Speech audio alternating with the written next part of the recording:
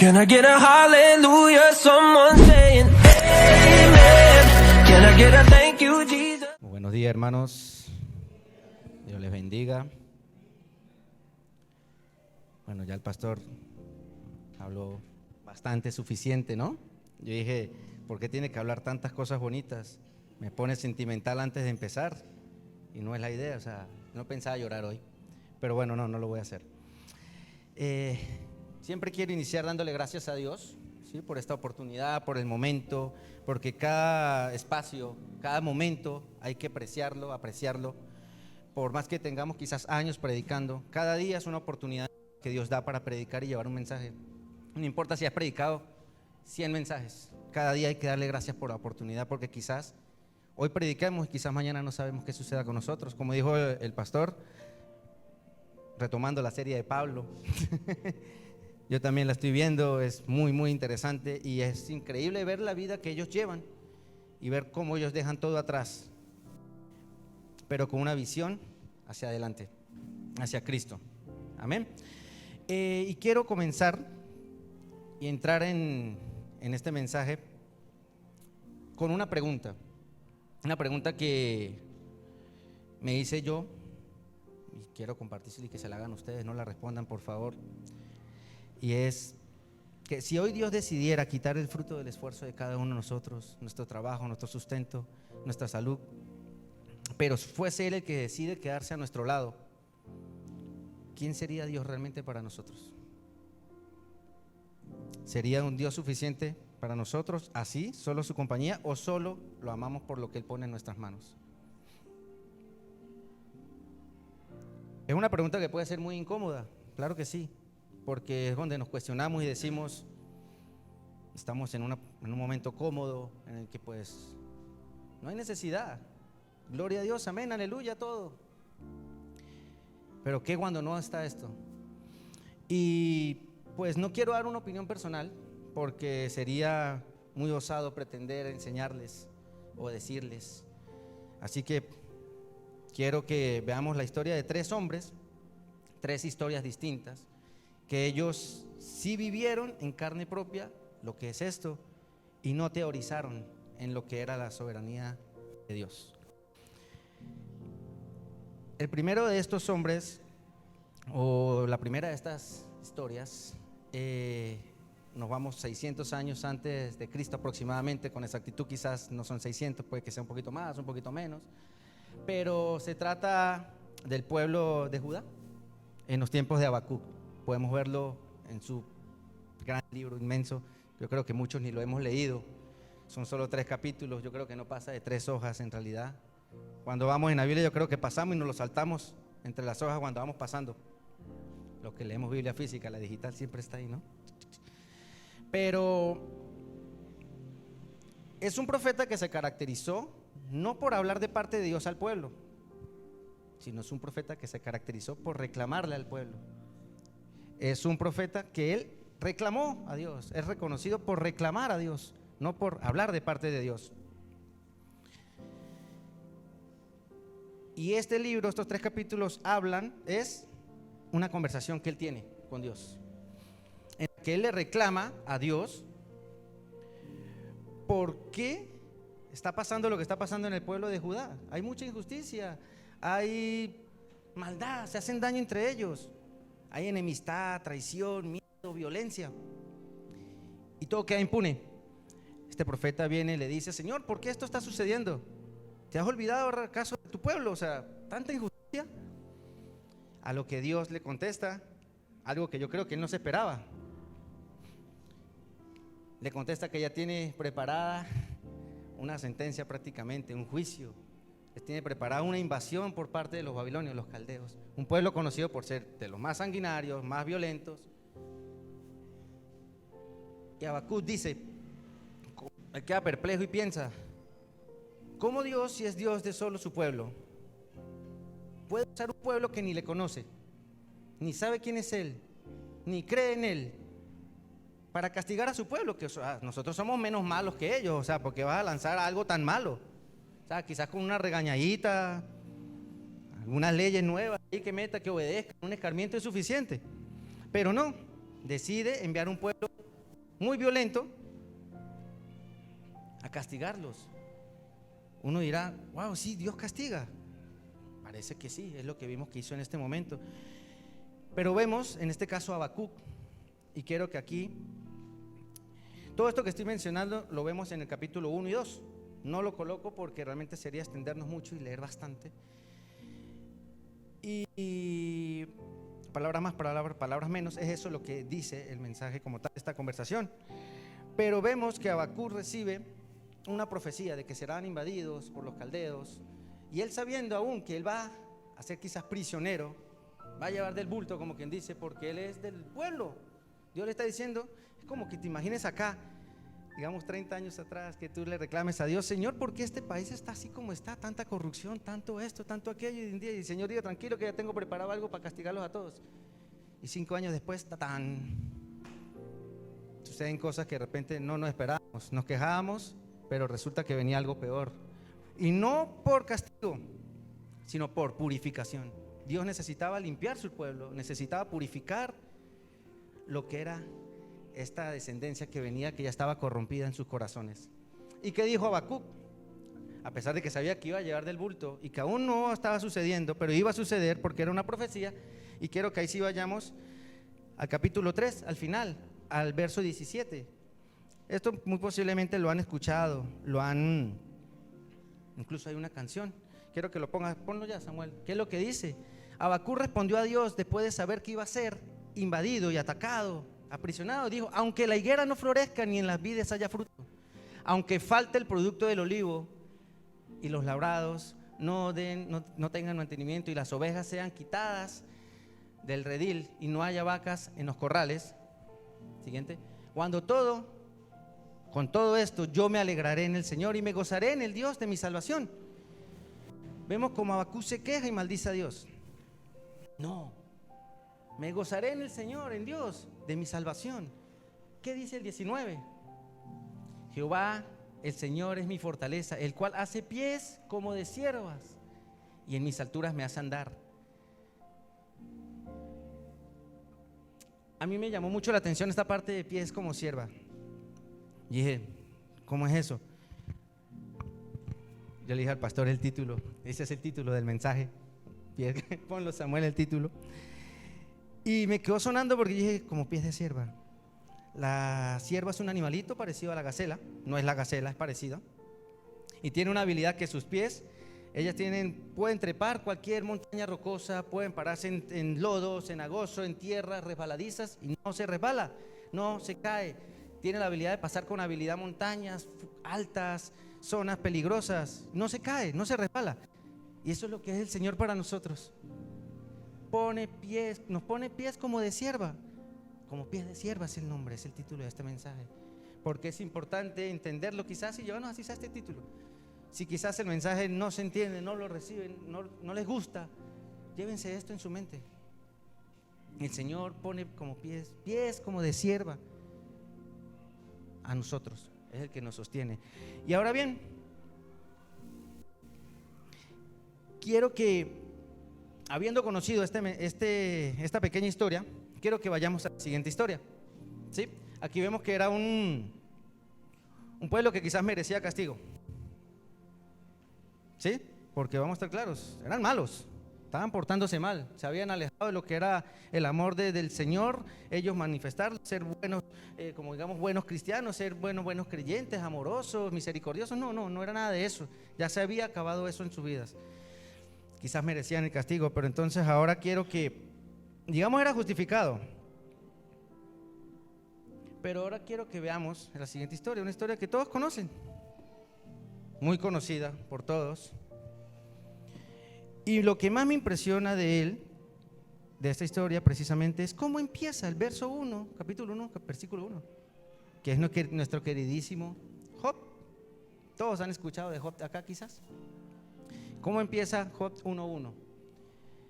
Hubo un hombre en la tierra de Uz llamado Job, y era aquel hombre intachable, recto, temeroso de Dios y apartado de todo mal. ¿Era lo mismo que el pueblo de Judá? Todo lo contrario. ¿Por qué le pasó todo lo que le pasó? Quizás el pueblo de Judá merecía castigo. Podemos decir, sí, eran merecedores, se estaban portando mal. Les fue mal, lo hacían mal, que les vaya mal. Les voy a quitar todo lo que tenían, aunque ellos tenían quizás una promesa, heredaron su tierra, ellos tenían prosperidad, ganado, de todo. Pero Dios aún así permitió que los babilonios acabaran con todo. Se lo merecían. Pero Job, temeroso de Dios, apartado del mal, intachable. ¿Por qué sucedió lo que le sucedió a Job? Todos sabemos lo que sucedió. Vamos rápido a leer lo que le pasó. Leámoslo, lo que está escrito en la Biblia como tal. Así que, Samuel, si quiere, vamos al verso siguiente, que dice en Job 1:14 hasta, vamos corrido hasta el 19. Estando Job tranquilo, feliz, contento, siendo el hombre más prominente de Oriente, el más adinerado, el más reconocido, de un momento a otro, de manera inesperada, vino un mensajero a Job y dijo: los bueyes estaban arando y las asnas paciendo junto a ellos, y los sabeos atacaron y se los llevaron. También mataron a los criados a filo de espada. Solo yo escapé para contártelo. Dice el siguiente: mientras ésta aún estaba hablando, vino otro y dijo: fuego de Dios cayó del cielo y quemó las ovejas y a los criados y los consumió. Solo yo me escapé para contártelo. Que dice el siguiente: mientras estaba esta aún hablando, hermanos, no hubo tregua, no terminaba de hablar uno para que llegara el otro. O sea, todo esto sucedió que en 5 minutos. Yo creo que esto demoró lo que estamos demorando en leerlo. ¿Cuánto demoraba este siervo en decirle: Señor, acaba de pasar esto? No terminaba cuando ya estaba llegando el siguiente. Llegó el otro y dijo: los caldeos formaron 3 cuadrillas y atacaron los camellos y se los llevaron y mataron a los criados a filo de espada. Solo yo escapé para contártelo. Mientras estaba hablando, vino otro y dijo: tus hijos y tus hijas. Ya, el golpe final y más devastador. Yo creo que, hermanos, aquí alguien soportaría así hasta dónde va con el tercer mensajero.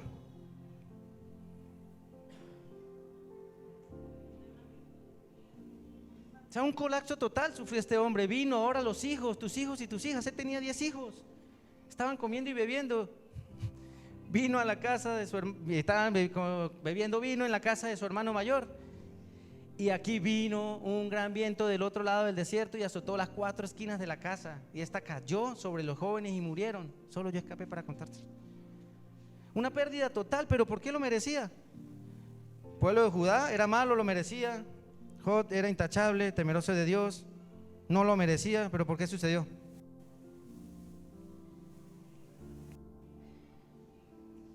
Podemos ver aquí con estas 2 historias de que necesariamente para que te vaya mal quizás tienes que ser malo o tienes que hacer las cosas mal. Un pueblo fue castigado, un hombre fue probado. Sabemos que tras de esto sucedió que Satanás subió, habló con Dios, Dios le dijo: hey, ¿no has considerado a este man que es el duro que yo tengo? Y vino todo esto a su vida. Esto nada más dice y deja claro lo que es la soberanía de Dios. Es meramente la soberanía de Dios la que está prevaleciendo, a pesar de que en el pueblo de Judá fueron 600 años y esto se puede estimar que eran 2000 años antes de Cristo, 1400, 1500 años atrás. Más, esto fue primero. Y Dios, 1500 años después, volvió a mostrar su soberanía. Pero aquí es donde decimos y miramos y caemos en una conclusión, por así decirlo, de estos 2 hombres. Y es que pues para este tiempo ya es otra cosa, ¿no? La buena noticia es que para la gloria del Señor tenemos a Jesucristo, que gracias a Él, pues Él en la cruz colgó esa soledad que sintió Job, esas pérdidas, esa prueba que Dios quiso probarlo, porque fue una prueba de Dios que Él permitió que sucediera, y también los pecados de Judá. Todo esto, que quizás qué tan distinto podemos ser nosotros que ese pueblo. Todos somos pecadores, quizás sean unos pecados distintos los de nosotros, distintos a los de ellos, quizás eran unas cosas más extrañas, quizás. Pero pecadores, quizás nosotros merecemos eso mismo. Pero gracias a Cristo no nos llega eso. Pero aquí abro un paréntesis.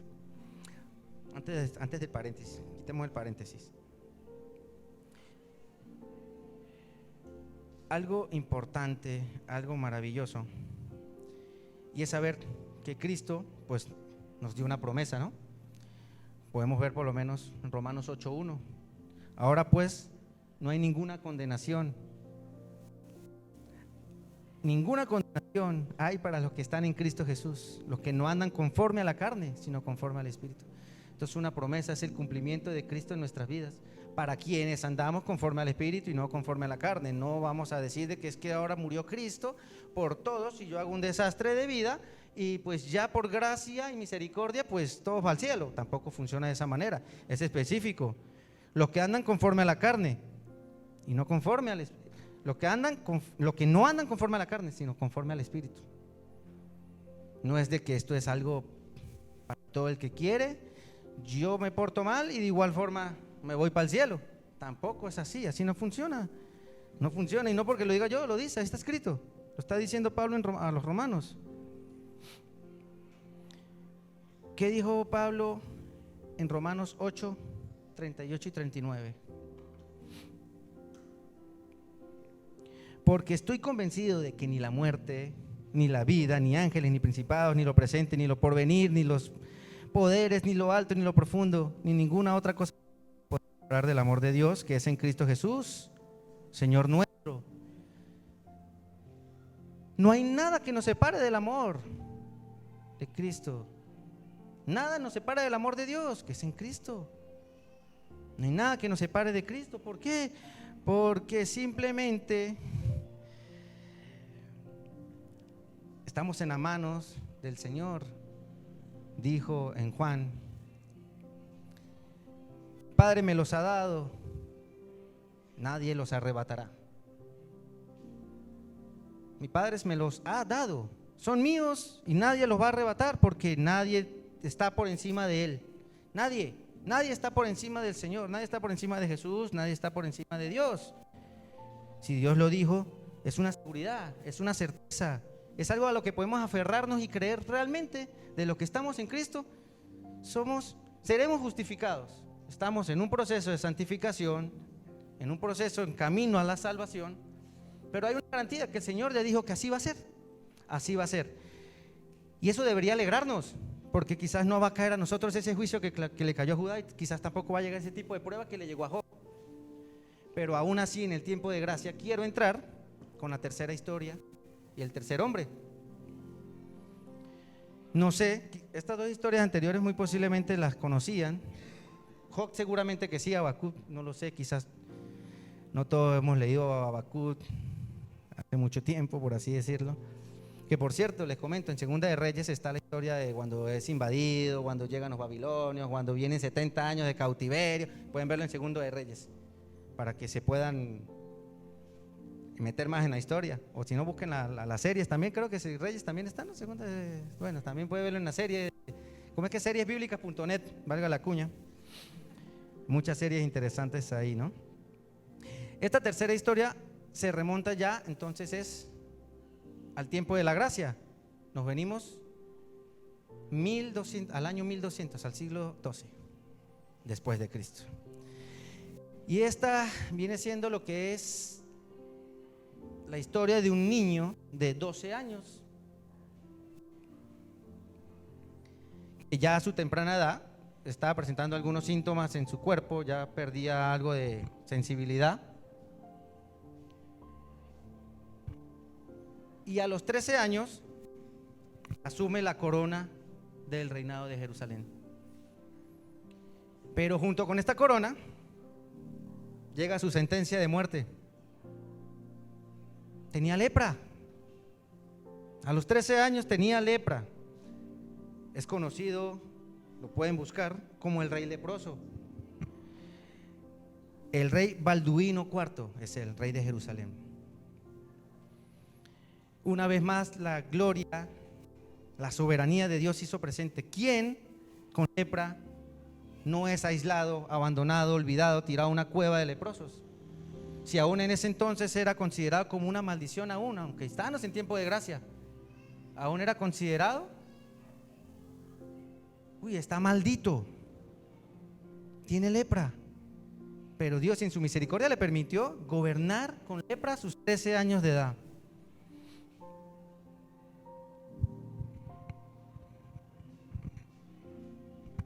A los 16 años este joven se enfrenta a un gran desafío. A sus murallas en Jerusalén llega el ejército más grande del momento, de la historia, liderado por el estratega mayor y mejor de la historia, en aquel momento por supuesto. Llegan 30,000 hombres a sus murallas, 30,000. Esto fue en los tiempos de estas cruzadas, de las legiones del Temple, de los templarios y todo ello, ¿no? Llegan más de 30,000, aproximadamente 30,000 hombres a sus murallas, liderados por el sultán. Me tocó aprenderme ese nombre, no sé por qué se me olvidaba tanto la palabra sultán. Son esos que tienen así como el trapito en la cabeza, ¿no? Yo le decía a mi esposa, ¿cómo es que se llama? ¿Es el que se pone el trapito aquí y una piedra acá? Sultán, Saladín. Este hombre, en medio, ahí donde una vez más la soberanía de Dios se hace presente y se muestra de que tiene control aún en un pueblo que es ajeno a Él. Lo que creemos ajeno a Él, porque Él es soberano, Él es Dios de todo, es Dios creador de todo, controla todo. Permitió que hubiera quizás una sobreconfianza en Saladín, y al ver que estos eran simplemente 400 templarios, lo que tenía Balduino en Jerusalén, 400 hombres contra 30,000. Llegaron, él permitió que su ejército se dispersara, saquearan, hicieran desastre, se desordenaran, porque él no contaba que Balduino iba a salir a las puertas con esos 400 templarios y aproximadamente 3,000 hombres del pueblo. No eran combatientes, eran personas que quizás sabían usar una espada, pero no tenían experiencia en combate.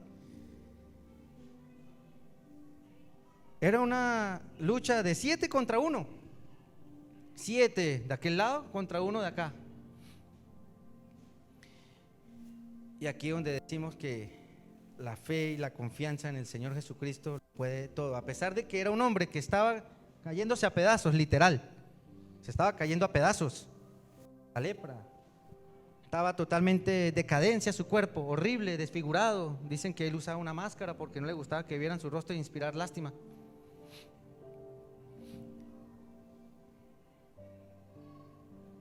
Sale, baja de su caballo, se pone en la tierra, en la arena, y dicen, lo que cuenta el relato, esto es extrabíblico por supuesto, ¿no? Esto no es que esté en la Biblia expresamente, pero podemos verlo como historia del cristianismo, historia de todo lo que ha trascendido luego durante estos 2000 años después de Cristo hasta el día de hoy. Se agacha, se tira al suelo y besa lo que dicen que era un fragmento de la cruz verdadera de Jesús, un pedazo de madera, y le pide al Señor y entrega su batalla y entrega ese momento a Dios. Era absurdo pretender ganar con 4,000 hombres contra 30,000. Era algo demasiado osado de su parte, pero él simplemente salió adelante, se montó en su caballo, lo amarraron como podían, porque, cosa interesante, que en estos 3 años de lepra ya su brazo derecho no funcionaba.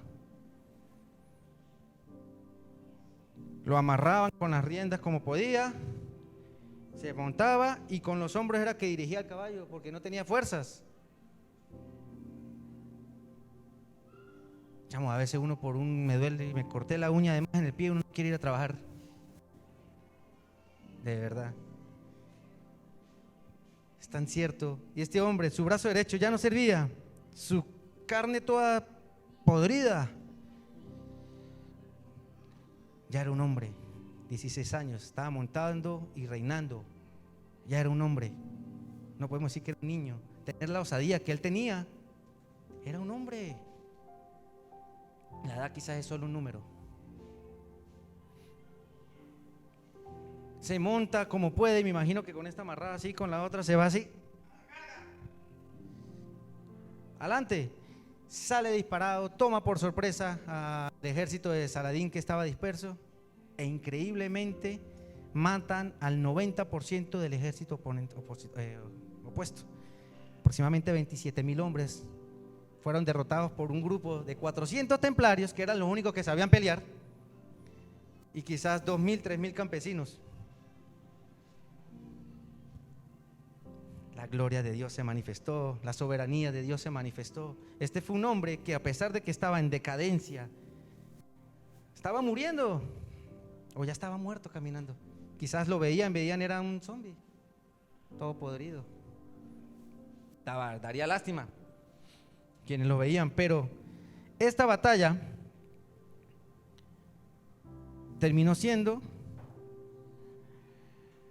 la inspiración de ahí en adelante para todo su pueblo.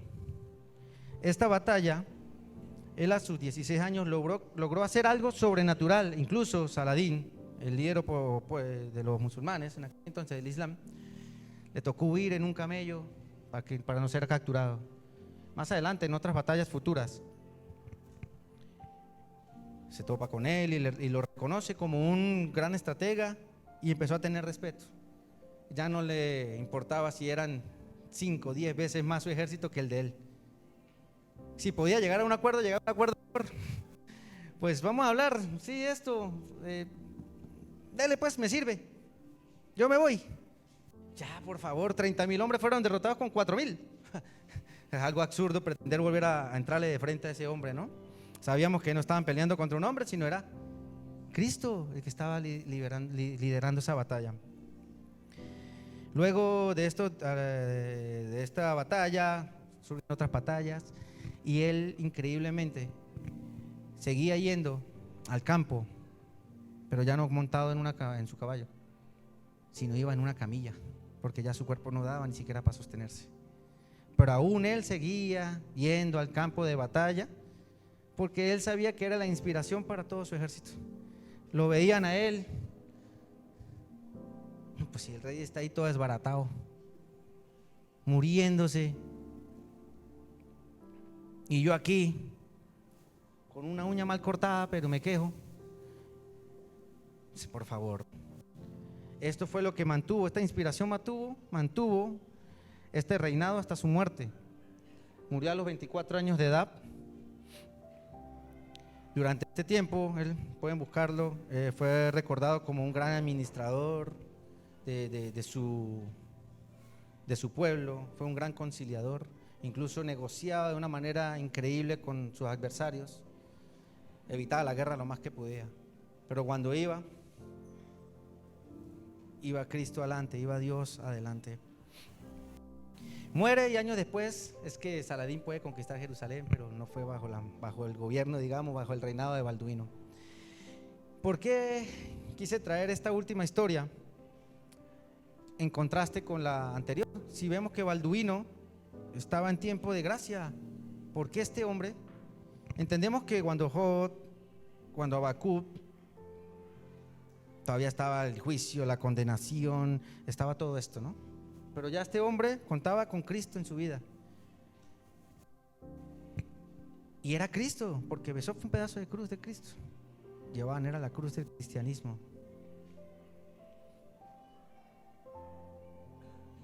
Aquí donde vemos la soberanía de Dios y la determinación de una persona que, a pesar de su situación, su condición física, decidió seguir adelante y hacer la voluntad del Señor. Salir a defender, salir de sus murallas. Él pudo haberse quedado adentro. No, yo estoy mal, trae que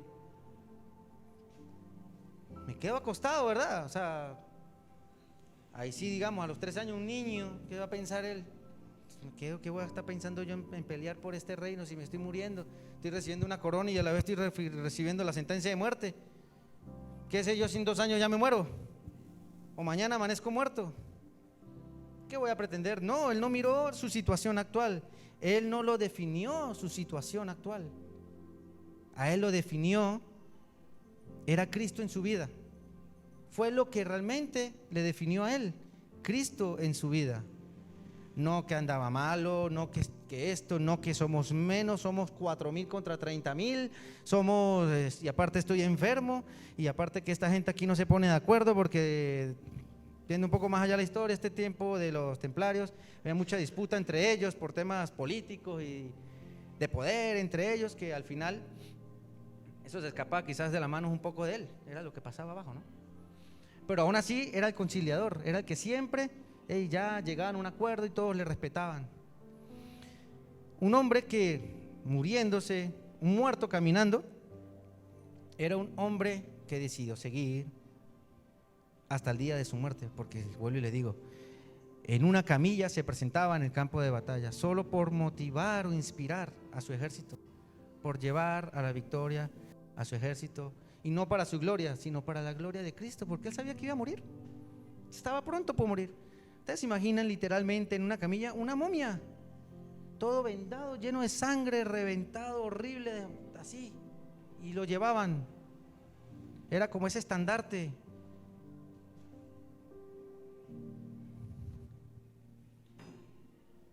Ahí vamos a lo que dijo el pastor al principio.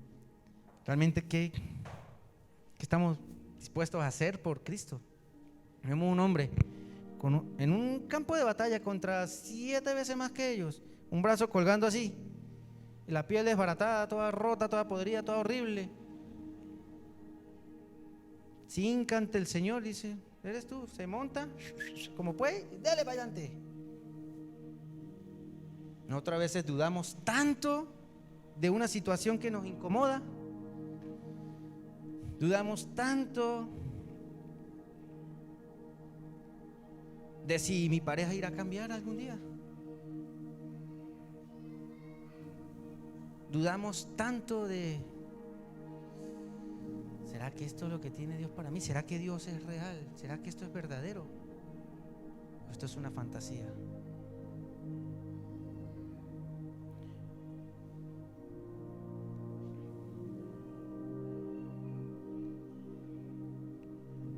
Hermanos, lo importante de todo esto y de todas estas historias, vemos a un hombre que alabó a Dios por algo que iba a venir, Habacuc, algo que no había pasado, pero aún así, Señor, aunque la higuera no florezca, todavía yo me alegraré. No importa, sé que voy a llevar del bulto porque yo estoy aquí metido en el pueblo y me van a llevar también. Aún así, gloria a Dios, alabado sea el Señor. Vemos a Job, que le viene todo esto encima, y vemos como en el verso 20 más adelante dice, después de que sabe todas las noticias que hizo, maldijo a Dios. No, salió, se raspó la cabeza, se tiró al piso y dijo, Señor, adoró a Dios, Dios dio, Dios quitó, alabado sea el nombre del Señor. Uno alabó por algo que sabía que iba a pasar, el otro alabó por algo que le estaba pasando. Y ahora vemos a Balduino, un hombre que literalmente caminaba en fe, un hombre que entendió lo que era la gracia del Señor, un hombre que realmente entendió que había un propósito más allá de solamente lo que él podía tener en su cuerpo, en su situación. No le faltaba nada, era el rey, pero le faltaba lo que no le podía dar el dinero o el reinado: buena salud.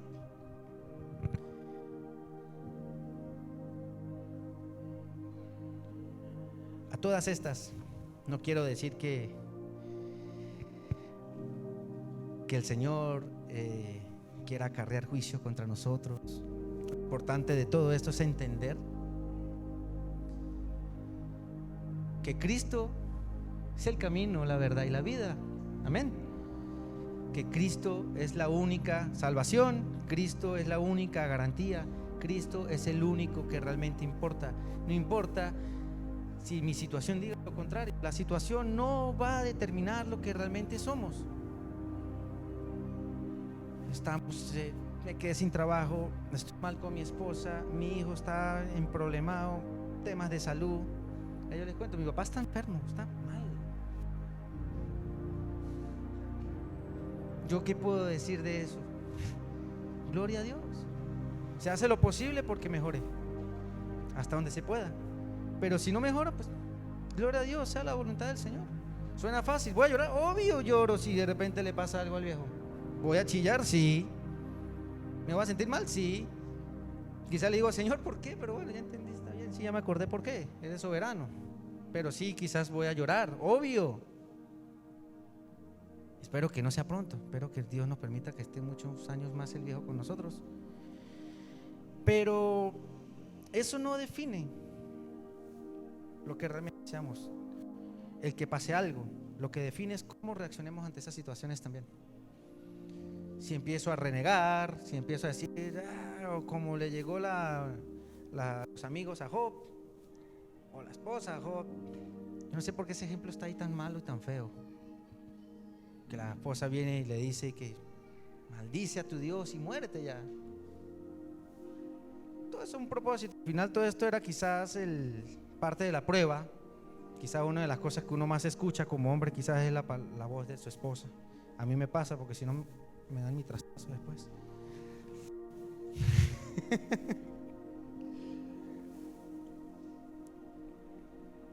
Pero es verdad.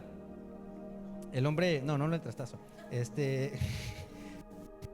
Por favor, estamos al aire. Por favor, producción, corte ahí eso. Retomando, lo importante es eso, saber nuestra identidad, lo que somos en Cristo, lo que es Cristo en nosotros, y saber que fuera lo que suceda acá, nuestro objetivo, nuestra meta es una eternidad para el Señor. Nuestra meta aquí, en este momento, es sea cual sea la circunstancia, alabar al Señor, exaltar al Señor. Bendito sea el Señor. Señor, te adoro, te alabo, bendito sea el nombre tuyo. Me quitaste todo, hasta los hijos. Dios mío, 10 hijos en un solo batacazo. Eso no lo aguanta uno ni por nada. No lo aguanta uno.